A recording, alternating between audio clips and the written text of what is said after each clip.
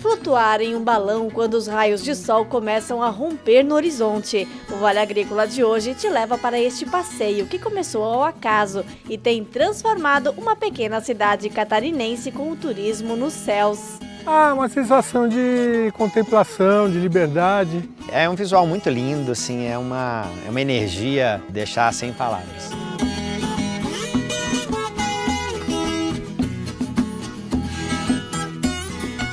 Olá, seja muito bem-vindo a mais um Vale Agrícola, um programa de agricultor para agricultor, mas que também pode inspirar e informar você da cidade.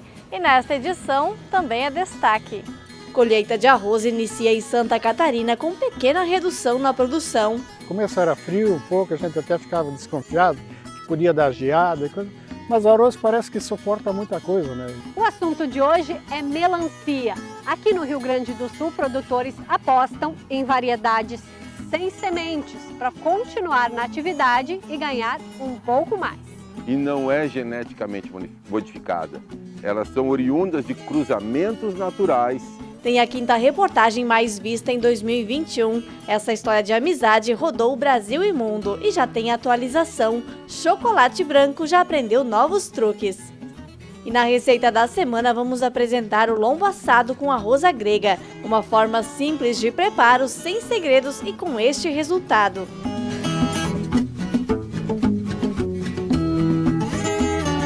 O chimarrão já está pronto? Pegue sua cuia e fique com a gente. O Vale Agrícola cheio de informação para você está só começando.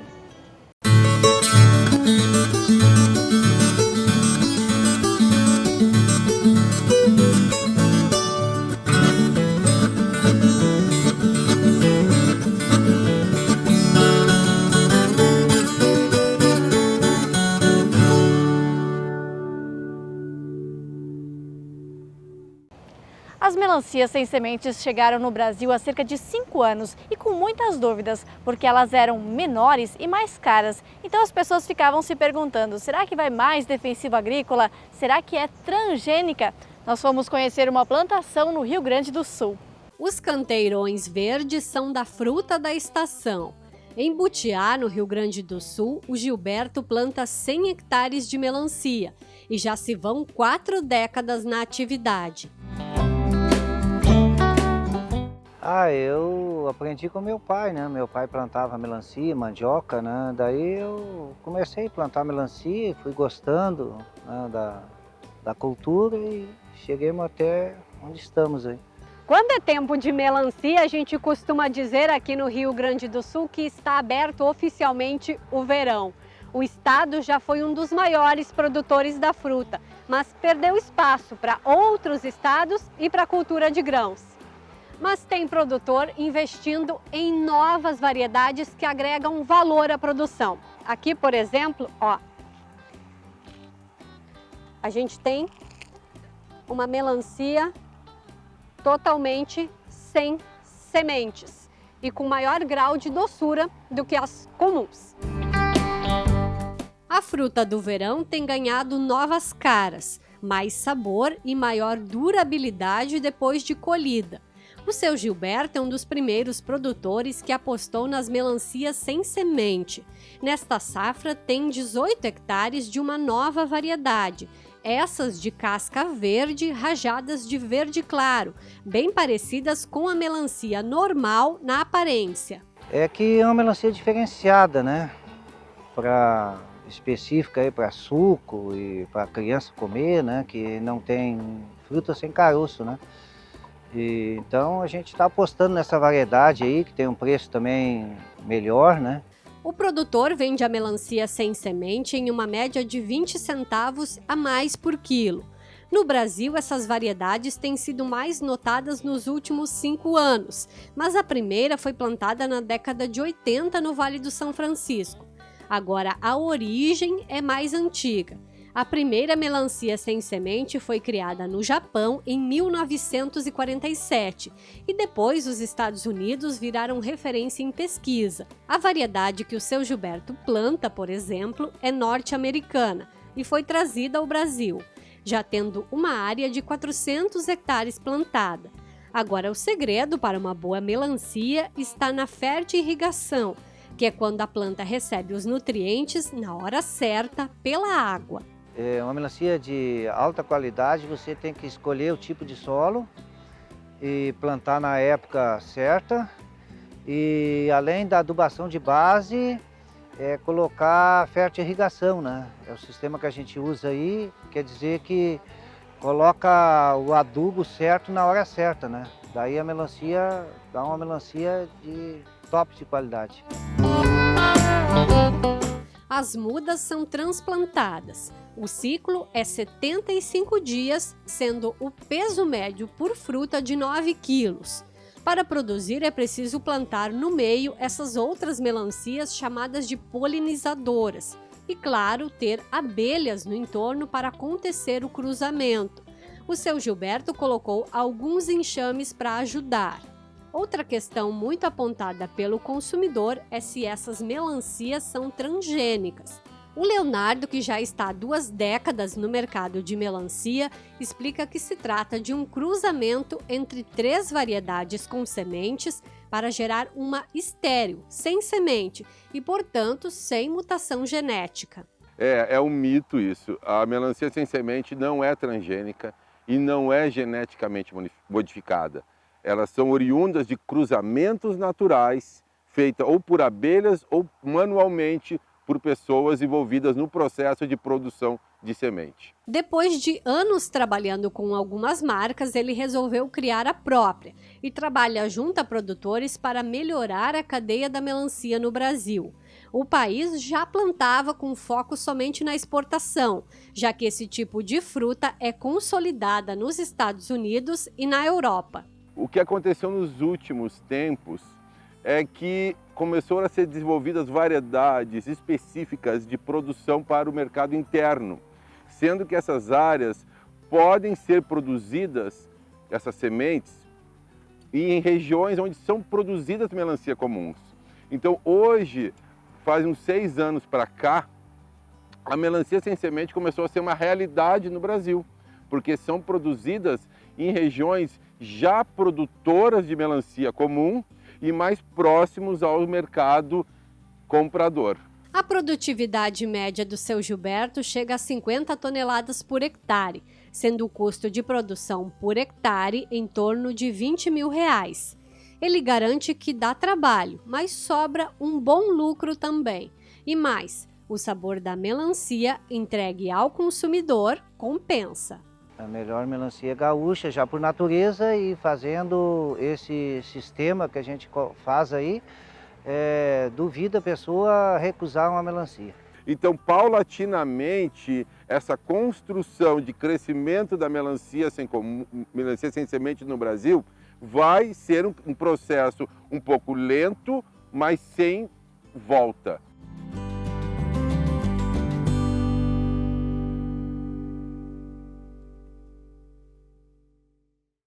Já está começando oficialmente a safra de arroz em Santa Catarina. Neste ano, a produtividade do estado deve reduzir um pouquinho, cerca de 2%. As quadras de arroz começando a puxar para o tom amarelinho indicam que está chegando o tempo de colheita. O Gerda é produtor de arroz no município de Itaió, região do Alto Vale do Itajaí, em Santa Catarina. São 52 hectares plantados nesta safra, 15 deles exclusivamente para a produção de semente e o restante vendido como grão para consumo. Semeamos dia 10 de setembro e depois a gente foi fazendo em etapas, né? Porque é uma área um pouco maior, né? A gente não consegue fazer tudo num dia também só, né? Mas daquela data em diante a gente fez. No começo era frio um pouco, a gente até ficava desconfiado que podia dar geada e coisa.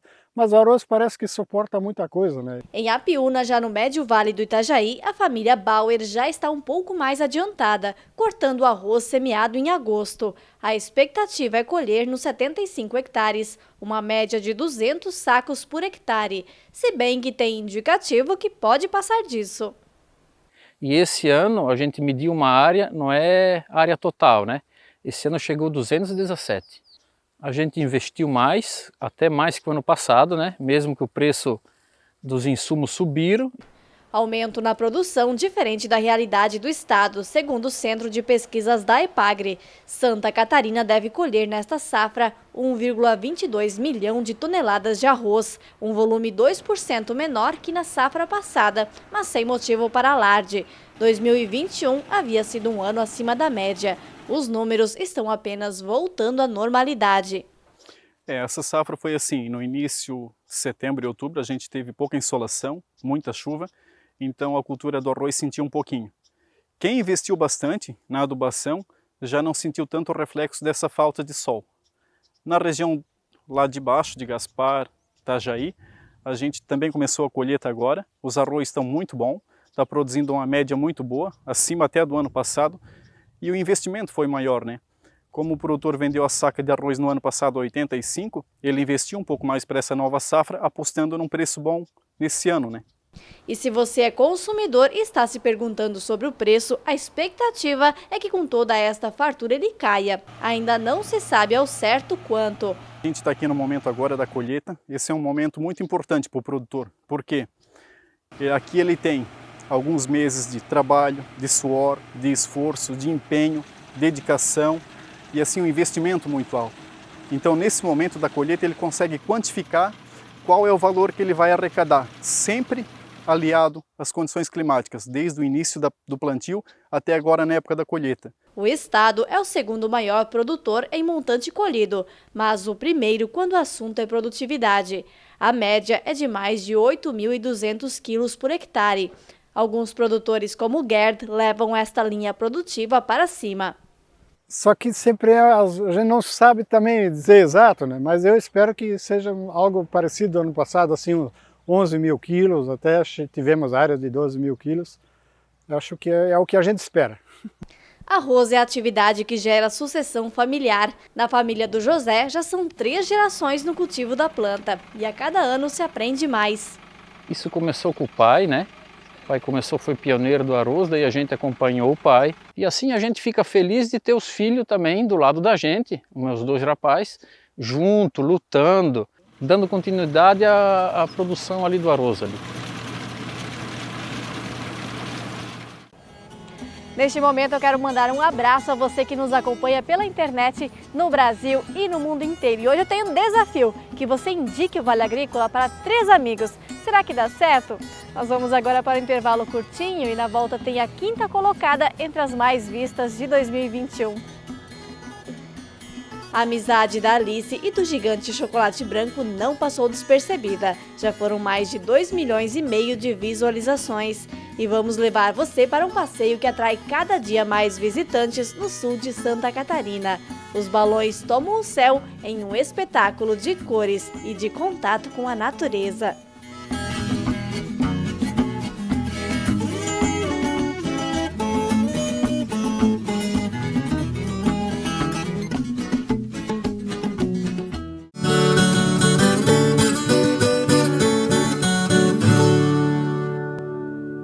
Do que é feita a cooperação? É feita de união. E do que é feita a união? Essa é feita de confiança. Confiança é este bem valoroso que, com o tempo, torna-se ainda maior, mais forte e produtivo.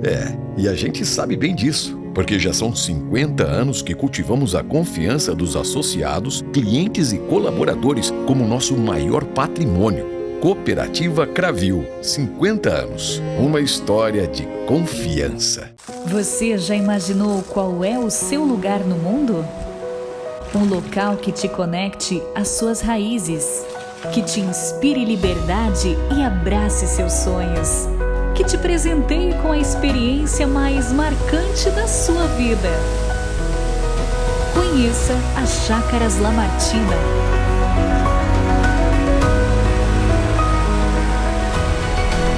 O seu lugar no mundo.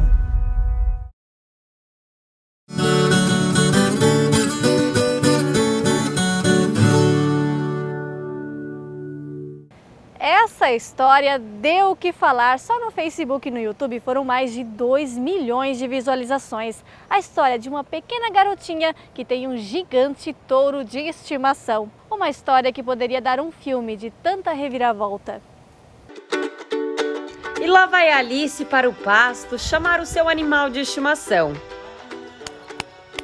Choco, chocolate branco. Acredite se quiser, um touro de quase 1 tonelada, uma menina de 9 anos e uma amizade de dar inveja em qualquer um.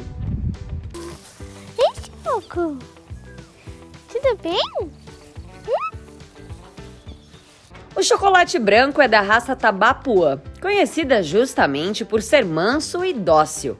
Ele que chegou na propriedade logo após o nascimento, nos primeiros dias de vida, encontrou por aqui comida farta. Mas o que chamou mesmo a atenção dele foi essa adestradora mirim. O Fernando, pai da garota, que desde pequeno é apaixonado e trabalha com gado, jamais imaginou que a filha seguiria tão bem os seus passos. Realmente, como pensei que não ia gostar tanto. E olha, me surpreendeu desde o primeiro aninho de vida. Ela não largava nem um animalzinho, nada. Tudo que ela via, ela queria pegar e hoje é igual. Ela quer tudo e quer pegar tudo. Tudo que ela vê, ela quer passar a mão de animal e ela quer ter para ela, de tanto que ela gosta. Logo após a chegada do touro na propriedade, a pequena, que na época tinha apenas 6 anos, fez questão de escolher o nome, Chocolate Branco. E tem um porquê. Porque chocolate branco, porque daí ele é branco, daí eu gosto de chocolate, daí eu gosto de chocolate do branco, né? Daí eu disse porque ele era branco. Foi nessa época, com um touro de certa forma ainda pequeno, que Alice conseguiu conquistar a confiança fazendo carinho, brincadeiras e aprendeu até a montar no animal. Nessas fotos guardadas pela família, a gente consegue ver a bela amizade entre os dois e a felicidade da menina em ter um touro de estimação. E com um contato tão próximo entre a Alice e o chocolate branco, o Fernando decidiu vender o touro para um cliente da família com receio de que algum acidente pudesse acontecer. Mas de tanto a filha pedir e insistir, depois de 2 anos, o chocolate branco voltou para a propriedade. E ela não sabia que esse boi vinha. E conforme ela desceu do ônibus, o boi saiu na beira da cerca, beirando e acompanhou ela, uns 200 metros de beira de cerca, beirando e veio com ela. E ela veio para casa chorando e pediu: pai, tu comprou o chocolate branco de volta? E eu disse que não, por causa que ela não era para saber que era o boi dela. E na tarde, ela foi na casa do meu pai, que ele estava no piquete na frente, ela chegou e chamou ele de volta, ele veio para ela. E daí ela pediu, se era chocolate branco, era para deitar. E não é que ele deitou? Exatamente como ela pede hoje, e ele obedece. Enquanto os pais negavam que ele era o chocolate branco, o bichano já deixava ela fazer tudo novamente. Brincar, montar. Com isso, Alice já sacou que ele era sim o seu velho amigo. Eu achava que era, né? Que é ainda, né? Porque eu sempre disse pro meu pai, mesmo que, pai, sempre que tu vender ele, vai sempre ser meu. Nunca vai ser de outra pessoa, sempre vai ser meu. Nem levou muito tempo para tudo voltar a ser como era antes, e muito melhor. Mesmo o chocolate branco ser conhecido pela docilidade, tem apenas uma pessoa na propriedade que ele realmente obedece. Ela é mais para tudo. Eu toco de piquete, para fazer coisa, mas para onde ela chama, o que ela faz, ele obedece. Tudo que ela para fazer, para brincadeira, para deitar, é só ela que consegue fazer. Tudo é ela, tudo pode botar, ela que faz as coisas com ele. Mansidão e coisa é com ela. O pai tenta entender até hoje o segredo, ou a mágica que ela fez com este touro para ser tão manso e carinhoso. Aí que eu gostaria de saber também, o porquê que deu essa amizade entre os dois e ele ser tão dócil com todo mundo assim. Para ser o tamanho que ele está, hoje ele está com 800 quilos e ele está assim, chegou qualquer um, tendo Alice no pasto, pode chegar qualquer um, montar, passar a mão, fazer o que quer, com ela no lado, pode fazer, ele não faz nada, pode chegar qualquer um, faz o que quer com ele. Talvez a definição de amizade verdadeira explique tudo isso, porque para Alice o chocolate branco é muito mais que um touro. Para mim significa tudo. Tudo que eu faço, eu falo para ele, né? Tipo, eu disse, o chocolate branco, sabia que ontem eu comi pizza? Daí ele já fica assim, né? Comigo. Tipo, como irmão para mim, mas é um irmão boi. Irmão animal. Bicho. E ai de quem dizer que o chocolate branco será vendido novamente. Ela tem a resposta na ponta da língua. Não pode vender. O boi é meu, vende se eu quero. Sabe? Mesmo com receio, os pais incentivam e se orgulham da coragem da filha com os animais, já que tentam ao máximo fazer ela aproveitar a infância de uma forma mais natural, no campo. E tem dado retorno, porque a pecuária que já está no sangue tem tudo para virar profissão de médica veterinária. Eu apoio, vamos ver se esse sonho se torna uma realidade, né? É um sonho de um pai, né? Então vamos ver se vamos conseguir fazer isso com ela, né? Se é o sonho dela, vamos tentar realizar.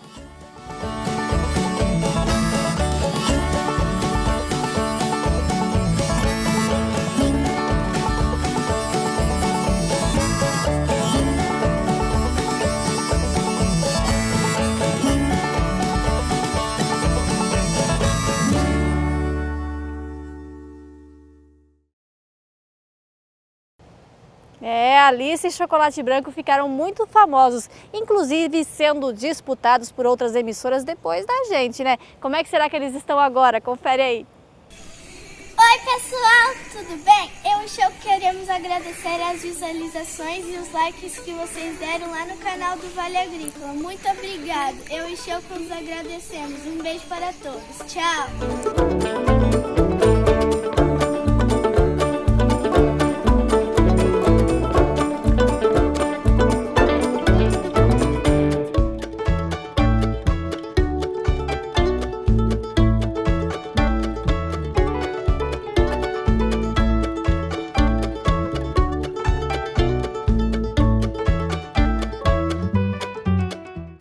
O município de Praia Grande, que fica no sul de Santa Catarina, começa a figurar nos roteiros turísticos. Fica perto da maior cadeia de canyons da América do Sul. Por lá tem tranquilidade e correria e uma atração nos céus que está dando o que falar. Quando o sol ameaça largar os primeiros raios lá no horizonte, uma outra luz também acende. O colorido dos balões vai tomando o céu e transforma o cenário em uma pintura.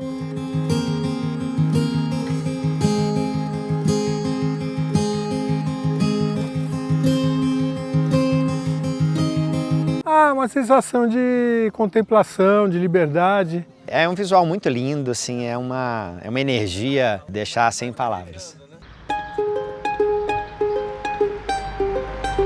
Para que tudo se torne realidade, o dia começa cedo. Antes das 4 da manhã, as equipes já estão a postos. É a recepção dos turistas e a preparação dos balões.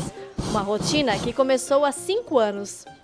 Logo que a gente trouxe para cá, o pessoal achou a gente meio maluco, assim, né? Trazendo o balão para cá, como é que vai ser isso? Voar muito perto da montanha e tal. Mas hoje, 5 anos depois, o voo se mostra excelente, né? A gente tem mais voos aqui em Praia Grande do que nas cidades que tinham balonismo antes da gente trazer ele para cá. O balonismo depende de um fator muito importante, o tempo. Por isso, Flávio explica que na noite anterior é feita uma confirmação prévia e a última checagem dos mapas por volta das 3 da manhã. A gente usa os aplicativos de tempo, de clima, né, para saber ter mais ou menos uma noção da direção do vento, da altitude que vai dar para estar voando naquele dia. Mas a experiência é a melhor consultora. A gente navega no balão como um veleiro navega nas correntes oceânicas. Só que no veleiro você tem a corrente e o vento. Aqui a gente tem somente o vento. Então a gente faz o voo totalmente navegando pelas correntes de vento.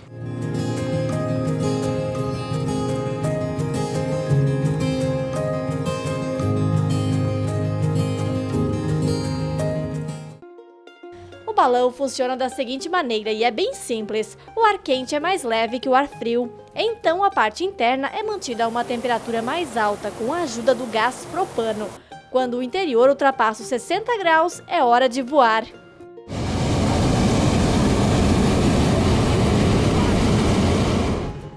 O tecido do balão é uma espécie de nylon impermeabilizado com uma resina anti-chamas. Mais próximo da base, o tecido é similar ao usado para as roupas de bombeiros. O tempo de voo é de cerca de 45 minutos e os balões operam sempre com cargas de gás para praticamente o dobro deste tempo. Apesar de a única certeza ser o local de partida, já que quem vai dizer o local de pouso é o vento, este é considerado um esporte seguro. O balão geralmente não ultrapassa os 18 km por hora. Porque com muito vento a gente não decola, o que pode acontecer é um pouso mais forte, isso é da atividade. Né? Tu vê, o cesto do balão ele é de vime já para suportar impacto. É 1%, é 2% dos pousos, a gente é empurrado com um pouco mais de vento e ele pode bater forte no chão, pode arrastar, pode pousar deitado, como a gente fala, né? Mas isso é do balão, o balão é para ser assim. Só que com a expertise que a gente traz, trouxe até aqui, que nos traz até aqui, a gente já consegue pousar quase sempre com o balão de em pé, tocando o solo suavemente, fazendo com que a experiência seja muito, muito tranquila mesmo. No voo que a gente acompanhou, o balão foi no sentido de Mampituba, município gaúcho que é vizinho de Praia Grande, não sem antes proporcionar cenas belíssimas sobrevoando as quadras de arroz.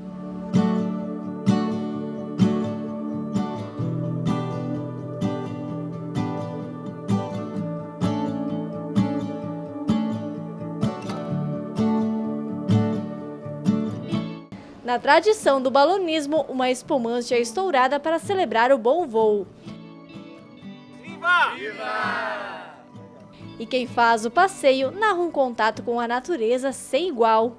A decolagem foi exatamente no nascer do sol, então o visual lindo, a gente contou, tinham 10 balões. É exuberante, né? Isso daqui tudo é muito verde e esses cânions são impressionantes, né? A gente consegue contemplar a serra, contemplar o mar, então é tudo muito bonito. É uma visão totalmente diferente de qualquer coisa que a gente já fez, né? É muita emoção, eu subi com lágrimas nos olhos, assim, não de tensão, não de... É uma energia que não é indescritível, é uma visual única, é contemplação, demais. Curiosamente, tocou algumas músicas do nosso casamento.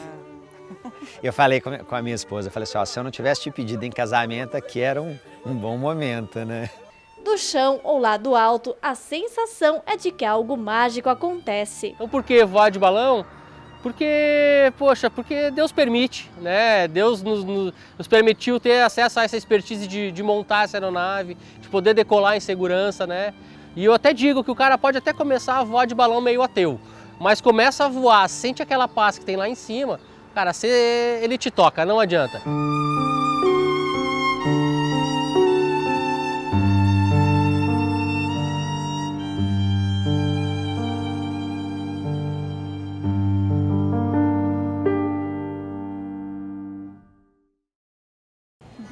Se você já voou de balão em Praia Grande ou outro destino brasileiro que ofereça esse tipo de serviço, posta nos stories e marca a gente.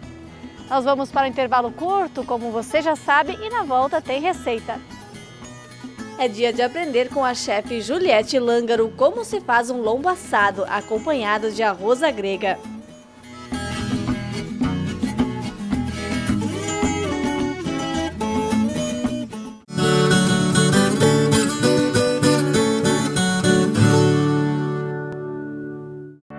Fornos Freitas, especialista na fabricação de fornos e fogões a lenha. Está sempre inovando para oferecer os melhores produtos. Forno a lenha, forno com fogão conjugado, discos para frituras, lareiras, fogões a lenha com chapa de ferro fundido, fogões a lenha com chapa vitrocerâmica e visor vitrocerâmico alemão. Fornos Freitas, assados com mais sabor.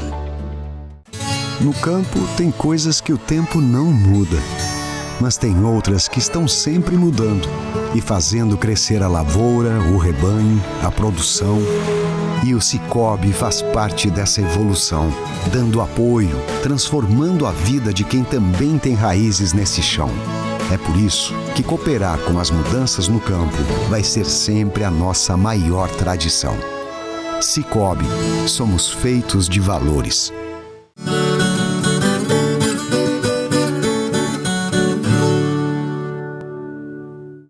Uma opção para almoço ou janta sem complicações. Hoje a chefe Juliette Lângaro vai ensinar como fazer um lombo assado com arroz à grega. Confere! A receita de hoje é clássica, com gostinho e aroma de festa. Vamos preparar um lombo suíno com geleia de abacaxi, arroz à grega e cebola crisp. Vamos lá para os ingredientes? Lombo suíno temperado, sal, pimenta do reino e vinho branco seco para temperá-lo. Vamos utilizar para o arroz branco, uvas passas, manteiga, pimentão vermelho, pimentão amarelo, cebola e cenoura, açúcar para geleia, alecrim para temperar o lombo, abacaxi e salsa para finalizar o arroz. Para refogar, vamos utilizar manteiga e finalizar com queijo. Aqui eu tenho um lombo de aproximadamente 700 gramas. Eu vou fatiá-lo sem cortar até embaixo.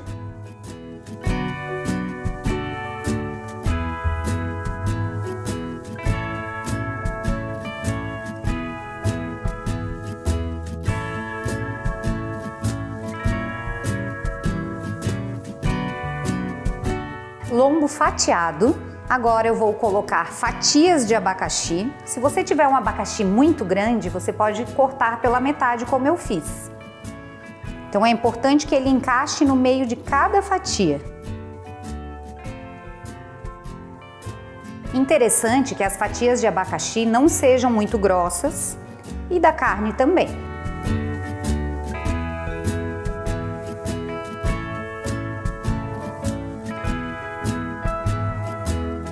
Vou temperar com pimenta, sal,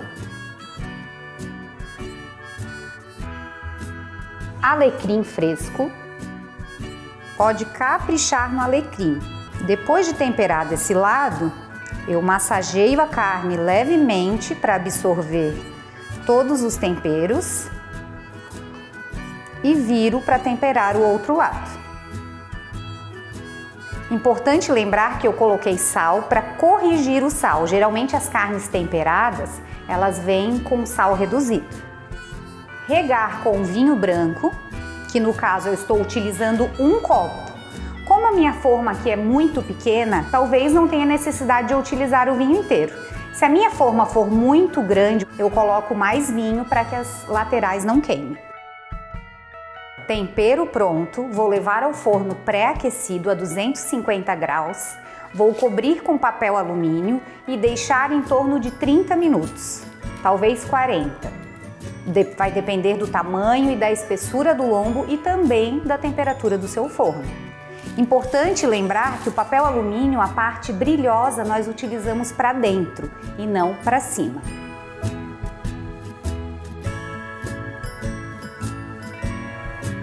A forma bem fechada, bem vedada nas laterais, vai funcionar como se fosse uma panela de pressão aqui dentro e vai deixar essa carne bem macia e suculenta. Após esse período de forno que ela cozinhou, nós vamos retirar o papel alumínio, pincelar com manteiga e vamos retornar ao forno até que ela doure.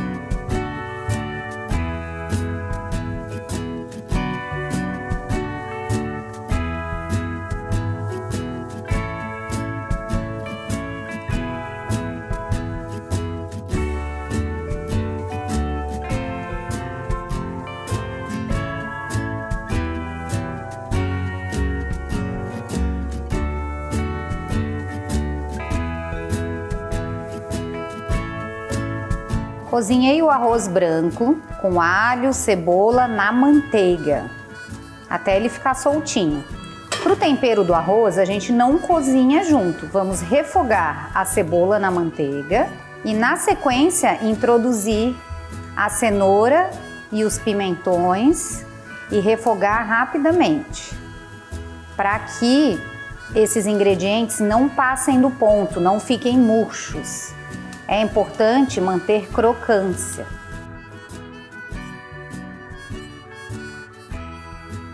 Posso temperar com um pouquinho de sal, só para correção.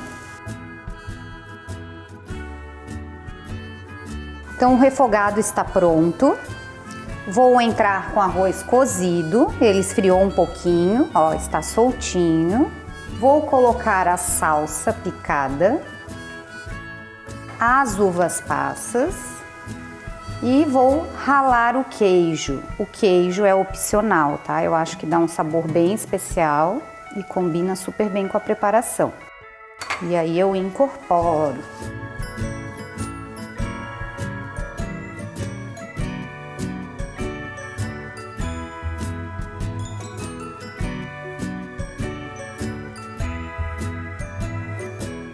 Finalizamos todas as produções. Eu escolhi apresentar todos em um mesmo prato. Eu vou iniciar com o lombinho. Para quem gosta, pode regar um pouco do caldo do assado, até para trazer um pouco de brilho. Eu vou colocar a geleia. Essa geleia eu cozinhei aproximadamente 40 minutos.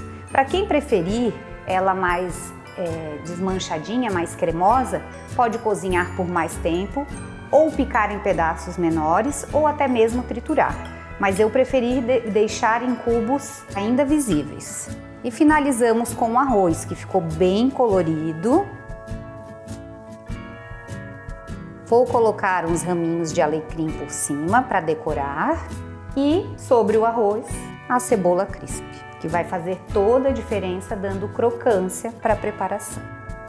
O cheirinho está delicioso. Espero que você tenha gostado e faça em casa também.